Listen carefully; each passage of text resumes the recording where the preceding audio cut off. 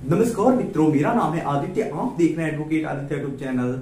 आजकल भारतीय दंड संहिता की धारा 498 का झूठा मुकदमा लगना एक आम बात सा हो गया है। बहुत सारे ऐसे पति हैं जिनकी पत्नी के द्वारा उनके ऊपर भारतीय दंड संहिता की धारा 498 का झूठा मुकदमा अपनी मनमानी बात मनवाने के लिए या फिर पति से पैसे ऐंठने के लिए या फिर अपने गलत इंटेंशन के लिए लगा दिया जाता है। अब जो पति और पति के घर वाले होती हैं, जब उनके ऊपर ये झूठा मुकदमा लग जाता है तो वो बेगुनाह होते हैं। इसके बावजूद भी उन्हें कई वर्षों तक कोर्ट कचहरी के चक्कर लगाने पड़ते हैं, तब जाके वो साबित कर पाते हैं कि हम बेगुनाह हैं। लेकिन इन कई वर्षों में जो 3-4 वर्ष 5 वर्ष का समय लग जाता है, इसमें पति और पति के घर वाले काफी ज्यादा परेशान हो जाते हैं।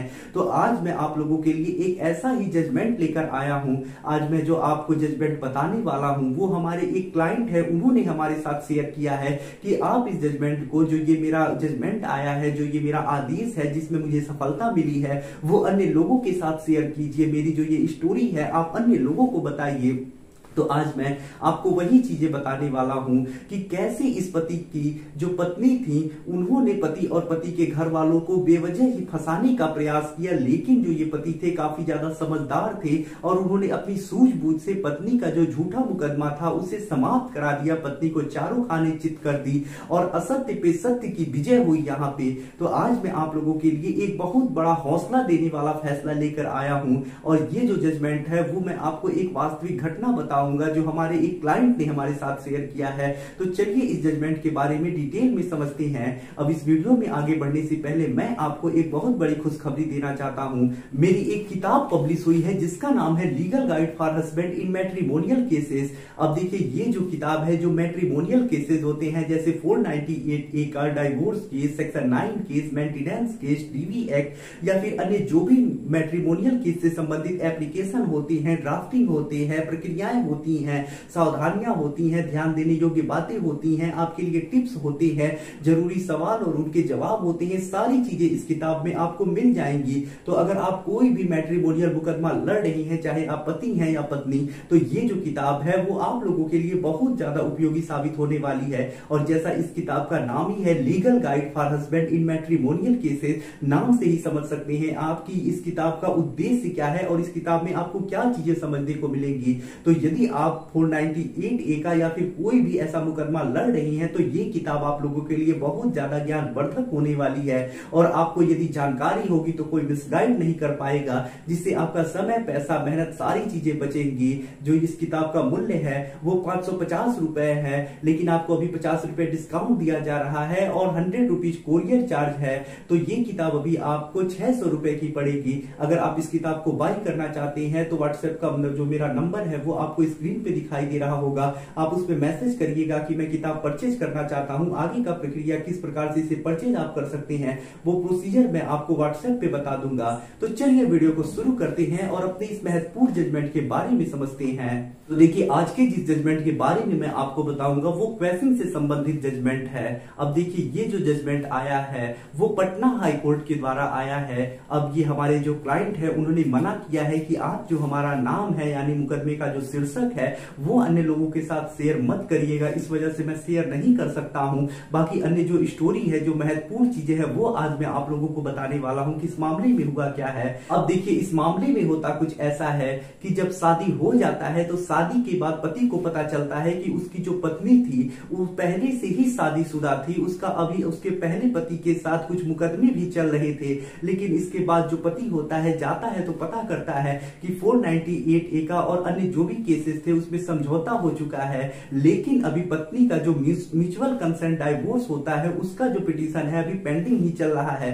यानी अभी डाइवोर्स की डिग्री नहीं मिली है, सिर्फ डाइवोर्स का पिटीशन लग गया है, फर्स्ट मोशन हो गया है और सेकेंड मोशन अभी नहीं हुआ है। 2 महीने बाद यानी शादी के 2 महीने बाद सेकेंड मोशन की तिथि है। तो ऐसे में जब ये चीजें पति को पता चल जाती है, इतना बड़ा सच पति के सामने आता है, इसके बावजूद भी जो पति होता है सारी चीजों को स्वीकार कर लेता है और पत्नी माफी मांगती है। तो पति कहता है चलो ठीक है और सारी चीजें ठीक हो जाती हैं और सही से चलने लगती है। पत्नी जो होती है वो 2-3 महीनों तक सही से रहती है और उसके बाद पत्नी का जो होता है वो जाती है अपने डाइवोर्स जो उसका पिटीशन होता है उसमें और विवाह विच्छेद हो जाता है, मामला वहीं समाप्त हो जाता है पहला वाला। लेकिन अभी जो ये अब पत्नी का जब डाइवोर्स हो जाता है उसके बाद जो पत्नी होती है वो अपना रंग लाना फिर शुरू कर देती है। अब वो पति और पति के घर वालों से बेवजह झगड़ा करना शुरू कर देती है, लड़ाइयां करना शुरू कर देती है, उन्हें बात बात पे धमकियां देने लगती है कि जो मेरा पहला पति था उससे तो मैंने 10 लाख लिए थे, अगर तुम लोग मुझे परेशान करोगे तो तुम लोगों से तो मैं 20 लाख रुपए लूंगी। और इस प्रकार की बहुत सारी धमकियां जो पत्नी होती है देने लगती है। और उसके बाद जब पति और पत्नी के जो घर वाले होते हैं पत्नी को समझाते हैं तो वो अपने मम्मी पापा से झूठी शिकायत करने लगती है कि मेरे पति जो है और उनके घर वाले जो है मुझसे दहेज मांग रहे हैं, परेशान कर रहे हैं। और उसके बाद एक दिन जो पत्नी होती है लड़ाई झगड़ा करके अपने मायके चली जाती है और उसके बाद पति के पास एक नोटिस आता है थाने से कि आपकी पत्नी ने आपके विरुद्ध कंप्लेंट किया है, आप आइए काउंसलिंग में। जब पति और पति के घर वाली वहां जाती हैं तो पत्नी बनी बनाई बातें बहुत सारे झूठ बोलने लगती है कि मुझे मारा गया, पीटा गया, काफी ज्यादा मुझे प्रताड़ित किया गया। और जब जो मुझे डाइवोर्स हुआ था तो पैसे मिले थे, वो पैसे ये लोग मांगते हैं, कहते हैं कि 10 लाख रुपए जो तुम्हें मिले वो हमें दे दो, उसी के लिए मुझे मारा पीटा जाता था और मुझसे अन्य बहुत सारे अवैध मांग किए जाते थे, यानी दहेज मांगे जाते थे। तो इस प्रकार के बहुत सारे जो पत्नी होती है आरोप लगा देती है और इन सब आधारों पे पति और पति के घर वालों के ऊपर भारतीय दंड संहिता की धारा 498A, 323, 504, 506 और डीपी एक्ट की धारा 3 व 4 में एफआईआर दर्ज हो जाता है। जब मामला दर्ज हो जाता है उसके बाद देखिए जो पति और पति के घर वाले होते हैं वो काफी ज्यादा परेशान हो जाते हैं। उसके बाद वो जानकारी जुटाना शुरू करते हैं, उन्हें पता चलता है कि उनकी जो ये शादी हुई है वो शादी शून्य शादी की श्रेणी में आती है, यानी शून्य विवाह की श्रेणी में आती है। तो ऐसे में जो पति होता है वो डाइवोर्स का मुकदमा नहीं लगाता। जब पत्नी का 498A का एफआईआर दर्ज हो जाता है उसके बाद जो पति होता है वो विवाह को शून्य कराने के लिए मुकदमा दायर करता है, यानी वाइल्ड मैरिज के एक मुकदमा दायर करता है। उसके बाद देखिए पत्नी का 498A का केस चलने लगता है। केस चलते चलते जो होता है वो चार्जशीट लगती है, पति जाके उसमें अपनी जमानत कराता है, चार्ज बन जाता है और इधर जो वाइल्ड मैरिज का केस होता है वो भी चलने लगता है। लेकिन 1 साल के अंदर पति को डिग्री मिल जाती है और जो न्यायालय होता है वो इस आधार पे कि जब विवाह हुआ था तो उस समय पत्नी शादीशुदा थी, क्योंकि विवाह के 2 महीनों के बाद पत्नी को विवाह विच्छेद की डिग्री मिली है पहले पति से। इस आधार पे विवाह विच्छेद जब बाद में हुआ है, शादी पहले ही हो गई है, तो विवाह को शून्य घोषित कर देता है। और जब विवाह शून्य घोषित हो जाता है और उधर चार्जशीट लग गई होती है तो जो पति होता है अब वो हाई कोर्ट जाता है और पटना हाई कोर्ट में एक पिटीशन लगाता है कि हमारा जो ये केस चल रहा है वो गलत चल रहा है, मेरी जो ये पत्नी है वो तो मुझसे शादीशुदा थी ही नहीं, उन्होंने मुझे फंसाया है और ये झूठे आरोप लगाए हैं हम पे और हमारी जो शादी है वो वैलिड है ही नहीं। शादी जब वैलिड ही नहीं है, मैं इसका पति ही नहीं हूं, तो कैसे ये मुझ पे 498A का केस लगा सकती है। अब देखिए यहाँ पे एक समझने वाली चीज है कि जो 498A का केस होता है वो जो पत्नी होती है अपने पति और पति के घर वालों के ऊपर ही लगा सकती है। अब ऐसा नहीं है कि पति का कोई दोस्त है या पति का कोई दूर का जानने वाला है, रिश्तेदार नहीं है तो पत्नी उसके ऊपर भी केस लगा देगी, या कोई लड़की है अपने बॉयफ्रेंड के ऊपर भी वो 498A का केस लगा देगी। ऐसा नहीं होता है।